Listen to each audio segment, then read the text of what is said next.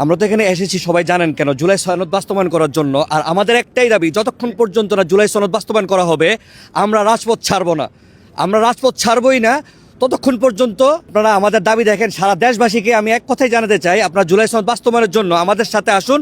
আমাদের সাথে এসে আপনারাও সরকারের বিরুদ্ধে প্রশ্ন তুলুন, অতি শীঘ্রই জুলাই সনদ বাস্তবায়ন করা হোক। আমাদের আন্দোলনের ধারাবাহিকতায় আজকে আমরা ব্রিটিশ পার্লামেন্ট চত্বরে সমবেত হয়েছি।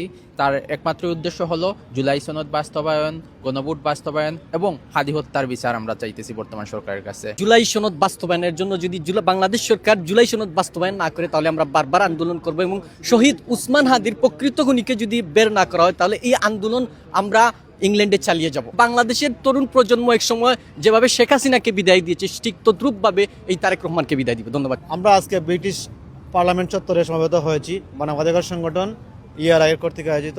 আমাদের দাবি জুলাই সনদ বাস্তবায়ন।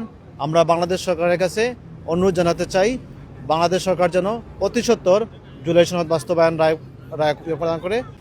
আমরা এখানে সমবেত হয়েছি, আমাদের একটাই আকাঙ্ক্ষা, আমরা জুলাই আন্দোলনকে বাস্তবায়ন করতে চাই।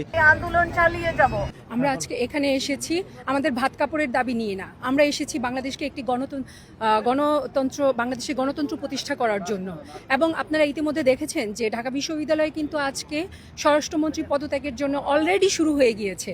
তো আমাদের অতীতটা এত সহজে ভুলে গেলে হবে না, তাই না? তো আমাদের যেটা করতে হবে, সরকার মাত্র 2.5 মাস হয়েছে, তারা যাতে তাদের বাস্তবায়ন যে কথা দিয়ে যে সরকারের গদিতে বসেছে সেগুলি যাতে বাস্তবায়ন করে। জুলাই সনদে প্রতিষ্ঠা এবং হাদি হত্যার বিচার, খুবই সুস্পষ্ট বক্তব্য আমাদের এখানে। ইকুয়াল রাইটস ইন্টারন্যাশনাল এর পক্ষ থেকে ব্রিটিশ পার্লামেন্টের সামনে একত্রিত হয়েছি সরকারকে একটা ক্লিয়ার মেসেজ দেওয়ার জন্য যে বাংলাদেশে যে মানবাধিকার বিষয়ক যে আইন, এটার যে একটা ড্রাফট করা হয়েছিল ইন্টারিম গভর্নমেন্টের সময়, সেটা সরকার বাস্তবায়ন না করে সরকার অনেকটা, আমি মনে করি যে তারা কিছু একটা নেগেটিভ ভাইব সৃষ্টি করার চেষ্টা করছেন এবং মানুষের মাঝে ইতিমধ্যে এর একটা নেগেটিভ ইম্প্যাক্ট পড়ে গেছে। আরেকটা বিষয় খুবই উদ্বিগ্ন করে সবাইকে, সেটা হলো যে মত প্রকাশের কারণে হয়তোবা সে মত সরকারের বিরুদ্ধে চলে গেছে, তো তার কারণে আমরা দেখলাম অনেককেই গ্রেপ্তার করা হয়েছে। তো অনেক ইন্টারন্যাশনাল মানবাধিকার সংস্থা তারা এর প্রতিবাদ জানিয়েছে। আমরাও আজ আনুষ্ঠানিকভাবে এর তীব্র প্রতিবাদ জানাই।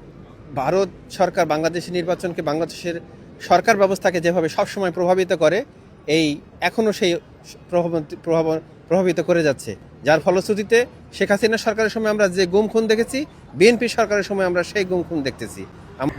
এই সরকার ব্যর্থ সরকার এবং আমরা চাই জুলাই সনদটা বাস্তবায়িত হোক।